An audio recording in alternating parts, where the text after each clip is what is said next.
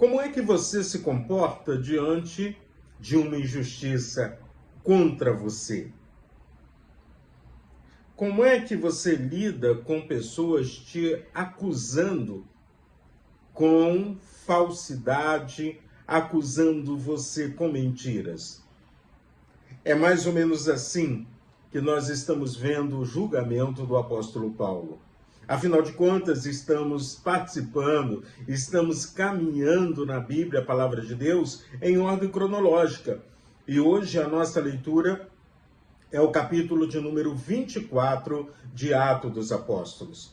O apóstolo Paulo agora está diante de Félix, alguém que tinha a responsabilidade para julgá-lo. Naquele momento, o poder político e o poder de julgamento estavam unidos numa única pessoa. E aí Félix era o governador da Judéia. Ele está ali, então, ouvindo Paulo, ouvindo a acusação, e diante de tudo isso, nós vamos ver um Paulo seguro, alguém que fala do amor de Deus com uma propriedade tremenda e que não perde oportunidades para evangelizar, para proclamar que Jesus Cristo é o Senhor da sua vida. E aí então nós estamos com um orador contratado, um advogado, um acusador, que naquele tribunal vai acusar o apóstolo Paulo. Naquele tribunal ele vai declarar quais são os crimes cometidos por Paulo. Preste atenção no que está escrito em Atos dos Apóstolos, capítulo 24, versículos de 5 a 8, que diz assim: porque, tendo nós verificado que este homem é uma peste e promove desordens entre os judeus no mundo inteiro, sendo também o principal agitador da seita dos nazarenos, o qual também tentou profanar o templo, nós o prendemos com o intuito de julgá-lo segundo a nossa lei.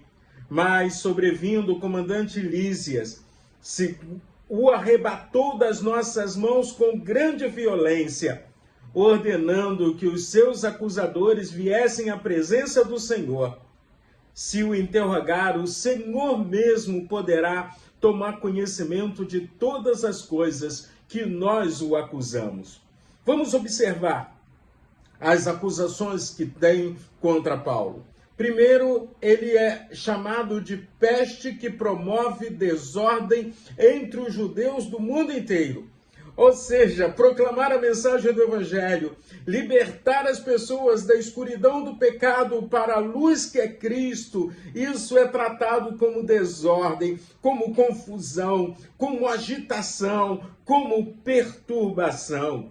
Tanto que o orador contratado ainda diz: ele é o principal perturbador, ou ele é o principal agitador da seita dos nazarenos. A igreja do Senhor Jesus Cristo estava sendo chamada de seita dos nazarenos. A igreja do Senhor Jesus Cristo estava crescendo, se desenvolvendo, proclamando a mensagem do Evangelho. E Paulo é colocado como o principal agitador, aquele que estava agitando, sacudindo, proclamando a palavra do Deus eterno, do Deus todo-poderoso. Diante disso, quando a gente olha para toda essa construção da acusação contra Paulo, ele mesmo depois, na sua defesa, vai falar do amor de Jesus para com ele, da presença do Cristo em sua vida. Todas essas acusações, elas não têm embasamento jurídico perante o Império Romano, porque isso era uma questão de religiosidade que deveria ser tratada no mundo judeu. Mas haviam pessoas dentro da igreja que estavam sendo instrumentos do mal, proclamando mentiras, proclamando desordem, querendo afastar aqueles que estavam recebendo a Jesus Cristo como Senhor e Salvador, afastá-los da verdade bíblica.